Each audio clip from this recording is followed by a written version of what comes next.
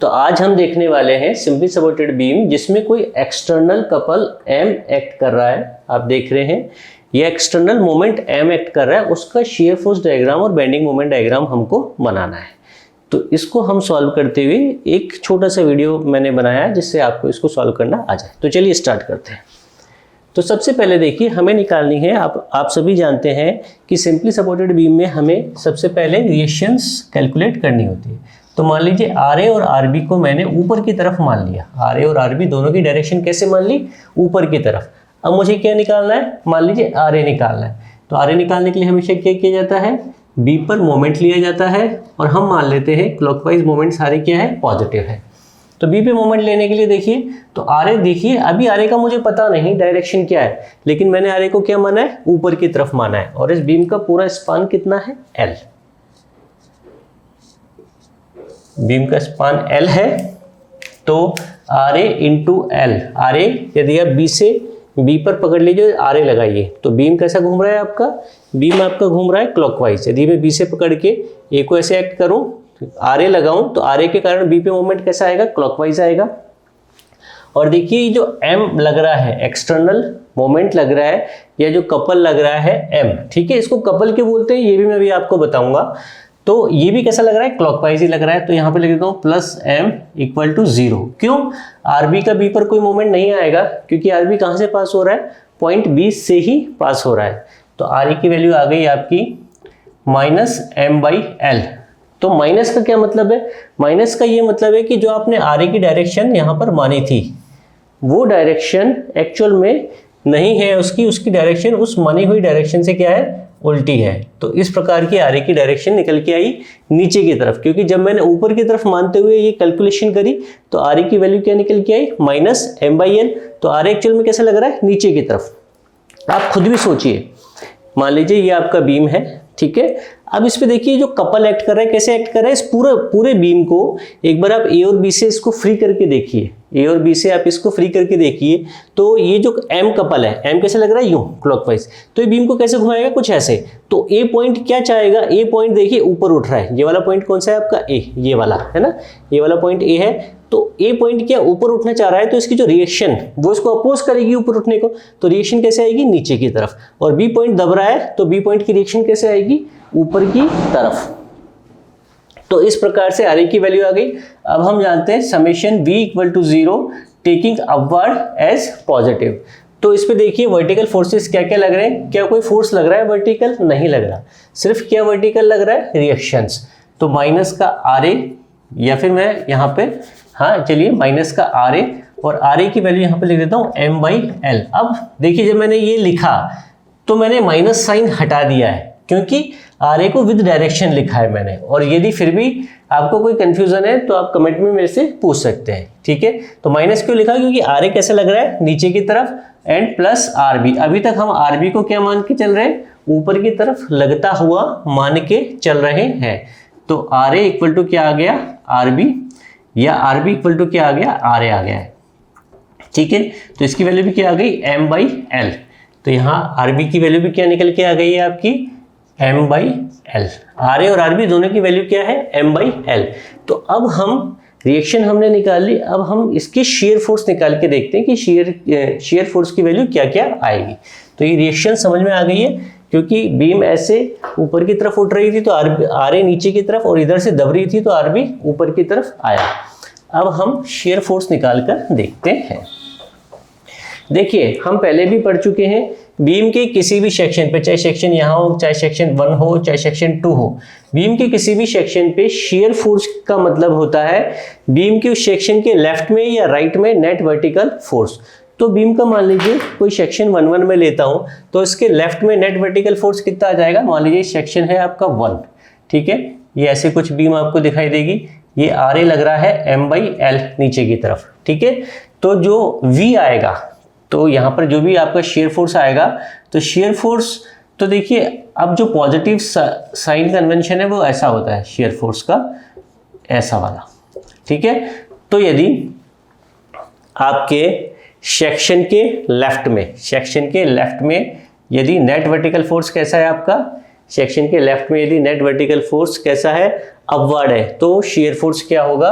Positive होगा। लेकिन अभी देखिए सेक्शन के लेफ्ट में नेट वर्टिकल फोर्स कैसा लग रहा है, मेरा नीचे की तरफ लग रहा है, तो उसका मतलब शियर फोर्स मेरा क्या होगा, नेगेटिव होगा। कहाँ तक होगा, पॉइंट सी के लेफ्ट तक। क्या पॉइंट सी पर देखिए जो एक्ट हो रहा है वो हो रहा है एक एक्सटर्नल मोमेंट या एक कपल एक्ट हो रहा है, किसी भी प्रकार का वर्टिकल फोर्स एक्ट नहीं हो रहा। तो शेयर फोर्स के लिए हम क्या चेक करते हैं, वर्टिकल फोर्सेस चेक करते हैं। अब वर्टिकल फोर्स तो है नहीं, तो मतलब आप चाहे सेक्शन 1 की बात कर ले चाहे सेक्शन 2 की बात कर ले। तो चलिए मैं यहाँ पे सेक्शन 2 भी एक बार बना देता हूँ। ये सेक्शन 2 है, यहाँ पे बीच में कहीं पॉइंट सी पर आपका ये एम भी आ जाएगा और क्या आ रहा है, m/l आ रहा है। ठीक है, तो अब सेक्शन 2 के लेफ्ट में नेट वर्टिकल फोर्स अभी भी कितना बचा है, देखिए अभी भी क्या बचा है, सिर्फ m/l ही बचा है सेक्शन 2 के लेफ्ट में। तो ये सेक्शन है, सेक्शन के लेफ्ट में नेट वर्टिकल फोर्स कैसा आ रहा है, नीचे की तरफ, तो शेयर फोर्स क्या होगा, नेगेटिव, और वैल्यू कितनी होगी, m/l। इधर भी सेक्शन 1 पे भी शेयर फोर्स क्या निकल के आ रहा है, नेगेटिव, क्योंकि सेक्शन के लेफ्ट में नेट वर्टिकल फोर्स क्या है, डाउनवर्ड, और वैल्यू क्या होगी, m/l। तो शेयर फोर्स पूरी बीम में कितना एक्ट हो रहा है, m/l, वो भी नेगेटिव। तो ये नेगेटिव यहाँ पे एक्ट कर बना देता हूँ और इसकी वैल्यू लिख देता हूँ m/l। तो ये तो बन गया मेरा शेयर फोर्स डायग्राम। अब मुझे बनाना है बेंडिंग मोमेंट डायग्राम। अब बेंडिंग मोमेंट डायग्राम के लिए वही सेक्शन 1 और सेक्शन 2 ले लेते हैं। सेक्शन 1 एक बार मैं दोबारा बना देता हूँ, यहाँ पे सेक्शन 1, ठीक है। सेक्शन 1 पे यहाँ पे आपका लग रहा था RA, m/l, और मान लीजिए कि ये कोई डिस्टेंस x पे था, सेक्शन 1 कोई डिस्टेंस x पे मैंने मान लिया, ठीक है। तो यहाँ पर आप बेंडिंग मोमेंट का मतलब होता है, किसी भी सेक्शन पे बेंडिंग मोमेंट का मतलब होता है या तो सेक्शन के लेफ्ट या सेक्शन के राइट, या तो सेक्शन के लेफ्ट या सेक्शन के राइट। अभी मैंने सेक्शन का कौन सा हिस्सा उठाया, लेफ्ट वाला, तो सेक्शन के लेफ्ट के सारे फोर्सेस का सेक्शन पे मोमेंट, सेक्शन के लेफ्ट के सारे फोर्सेस का सेक्शन पे मोमेंट। तो लेफ्ट में क्या क्या फोर्स लग रहा है, m/l लग रहा है, इसके अलावा कुछ लग रहा है, नहीं लग रहा है। तो m/l का मोमेंट, तो देखिए ये जो m/l लग रहा है ये क्या करेगा, ये बीम को हॉग कर रहा है कि सैग कर रहा है, बताइए। ये कर रहा है hog. This type of bending always call hog, और हॉगिंग के कारण बेंडिंग मोमेंट क्या होता है, नेगेटिव, ठीक है। बेंडिंग मोमेंट के साइन है ये, ठीक है। और ये जो सैगिंग के कारण होता है बेंडिंग मोमेंट, वो क्या होता है, पॉजिटिव। तो जब भी कोई भी फोर्स मोमेंट लगा के, किसी भी फोर्स के कारण यदि बेंडिंग ऐसी हो तो उसे हॉगिंग बोलते हैं, और हॉगिंग के कारण जो बेंडिंग मोमेंट जनरेट होता है उसे क्या माना जाता है, नेगेटिव। जब भी कोई फोर्स बीम को इस प्रकार से बेंड करे तो उसे बोलते हैं सैगिंग, और सैगिंग के कारण जो बेंडिंग मोमेंट जनरेट होता है उसे हमेशा क्या बनाया जाता है, पॉजिटिव बनाया जाता है। और यदि मैं आपको बताऊं तो इसका पॉजिटिव साइन कन्वेंशन कुछ ऐसा होता है, जब भी इस प्रकार के मोमेंट एक्ट हो रहे हैं तो वह क्या होता है, पॉजिटिव बेंडिंग मोमेंट होता है। और शियर फोर्स वाला पॉजिटिव वाला ये वाला होता है, जो ऑलरेडी हमने अभी थोड़ी देर पहले देखा है। तो बेंडिंग मोमेंट की वैल्यू कितनी आ जाएगी, कहाँ पर, सेक्शन 1 पे। इसका यहाँ पर मोमेंट मतलब फोर्स इंटू डिस्टेंस, और नेगेटिव होगा कि पॉजिटिव होगा, ये होगा नेगेटिव। क्यों, क्योंकि ये जो फोर्स है इसको क्या कर रहा है, हॉग कर रहा है, इसलिए वैल्यू कितनी आ गई, m/l इंटू एक्स। और नेचर कैसे पता लगा, हॉग या सेक से। तो जब तक आप पॉइंट सी के लेफ्ट में ये सेक्शन वाला सिनारियो सेम रहेगा, कोई और एक्स्ट्रा लोड एक्स्ट्रा मोमेंट ए से लेके पॉइंट सी के लेफ्ट तक नहीं होगा, है ना। इसको मैं यहाँ पे लिख भी देता हूँ, from A to just left of C के जस्ट लेफ्ट तक, ठीक है। तो वैल्यू कितनी आने वाली है, m/l इंटू एक्स। वेरिएशन कैसा होगा, चूंकि x का टर्म आ रहा है इसलिए लीनियर वेरिएशन होगा। तो मैं लीनियर वेरिएशन यहाँ पे देखिए मार्क कर देता हूँ, तो कुछ ऐसे वेरिएशन होगा, ठीक है। जब x की वैल्यू 0 है तो यहाँ पर 0 वैल्यू आ जाएगी। जब x की वैल्यू l/2 है, मान लीजिए ये सेंटर पे लग रहा है, या मान लीजिए कोई डिस्टेंस a पे एक्ट कर रहा था आपका, है ना। सेंटर पे ना मान के हम डिस्टेंस a और b ले लेते हैं, जिससे हमारे पास एक जनरल रिजल्ट आ जाएगा। तो यहाँ पे वैल्यू कितनी हो जाएगी, इसकी वैल्यू आ जाएगी आपकी, ये वाली वैल्यू आ जाएगी m/l माइनस का, ठीक है। अब इससे आगे निकालते हैं, अब लेते हैं सेक्शन 2 तो सेक्शन 2 में यहाँ पे बना देता हूँ, देखिए।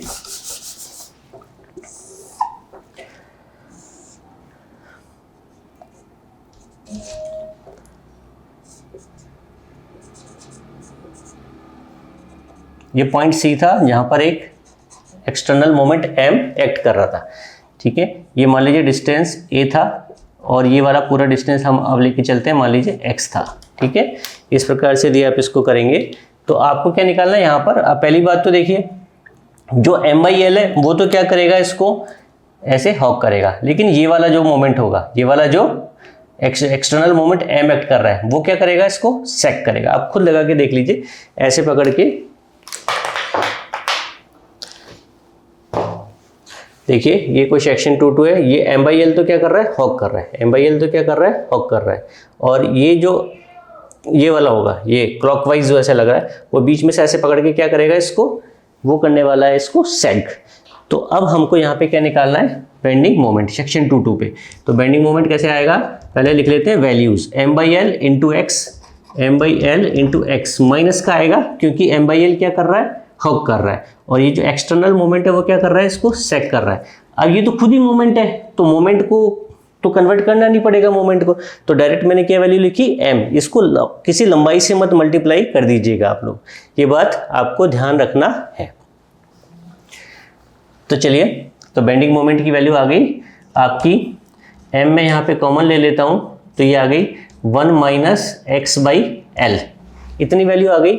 जब x की वैल्यू a होगी, जब x की वैल्यू a होगी, अब हम कहाँ आ गए हैं, अब हम आ गए हैं from just right of C to B, है ना। ये सारी कहानी किसके लिए है, C के जस्ट राइट से B तक के लिए। जब तक आप C के जस्ट लेफ्ट में तो ये वाला सेक्शन वैलिड था, लेकिन जैसे आप C के जस्ट राइट में आ गए, यहाँ पर कहीं आ गए, यहाँ पर कहीं आ गए, तो फिर पिक्चर में क्या आना स्टार्ट हो जाता है, जैसे आप C के जस्ट राइट में चले जाते हैं तो पिक्चर में मोमेंट m भी आना स्टार्ट हो जाता है। तो बेंडिंग मोमेंट की वैल्यू इतनी आ गई when x = a, तो बेंडिंग मोमेंट आपका आ गया निकल के m - m इंटू 1 - a/l, ठीक है। तो ये वैल्यू आ गई m - ma/l, ठीक है। तो ये वैल्यू आ गई आपकी m - ma/l, या आप बोल सकते हैं, या आप देखिए यहाँ पर आप क्या कर सकते हैं कि m में कॉमन रहने देता हूँ, l - a/l, तो m इंटू l - a, इस पूरे में से, इस पूरे स्पान में से यदि मैं a घटा दूँ तो क्या बचेगा, b, तो ये क्या आ जाएगा, b/l। तो mb/l कहाँ पर, when x = क्या है, a है, मतलब यहाँ पर वैल्यू है ना। तो मैं इसको एक बार ग्रीन से मार्क कर देता हूँ आपको बताने के लिए।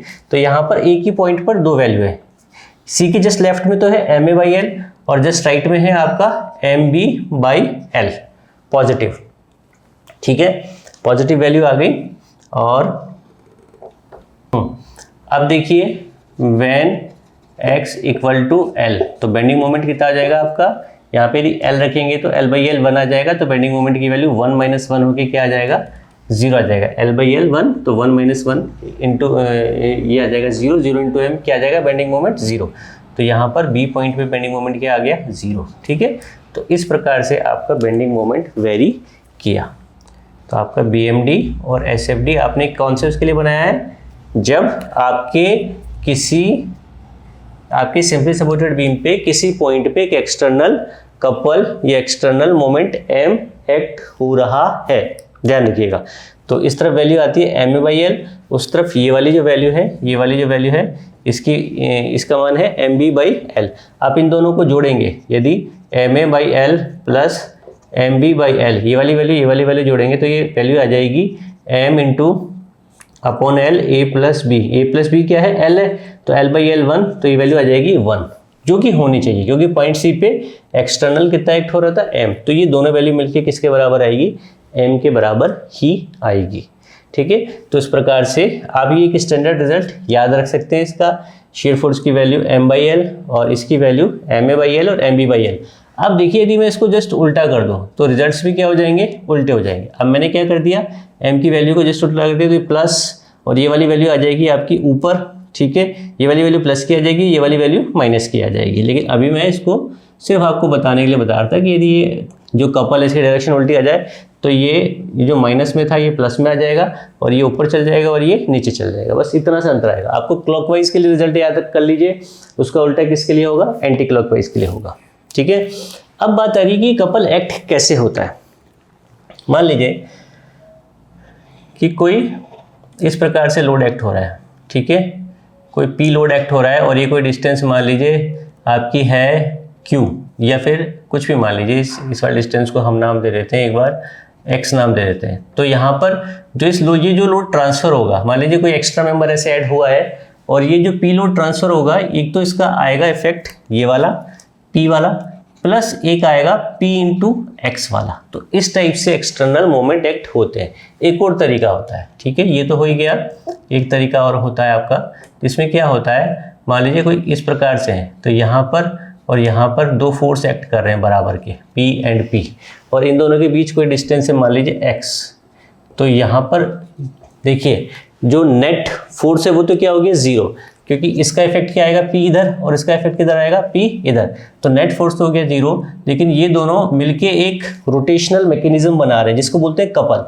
तो ये जो कपल एक्ट होगा उसकी वैल्यू m होगी मान लीजिए, तो m की वैल्यू आ जाएगी P इंटू एक्स, कोई भी एक फोर्स की वैल्यू इंटू उनके बीच की डिस्टेंस। तो ये क्या, इसको बोला जाता है कपल, क्योंकि दो इक्वल वैल्यू के फोर्सेज लग रहे हैं अपोजिट डायरेक्शन में, तो इसलिए इनको क्या बोला जाता है, कपल भी बोला जाता है। तो इस प्रकार के सवालों में एक्सटर्नल मोमेंट या कपल कुछ भी काम में लिया जा सकता है। और जो पहले वाले केस में जब ये एक ही तरफ था, जब आपका फोर्स P कहाँ था, एक ही तरफ था, तो ये जो हॉरिजॉन्टल फोर्स प्लस एक मोमेंट इस पर एक्ट हो रहा था, horizontal force plus moment act हो रहा था, तो इसमें हॉरिजॉन्टल फोर्स एसएफडी बीएमडी में कोई रोल प्ले नहीं करता, इसलिए इसको हम एक बार छोड़ देते हैं।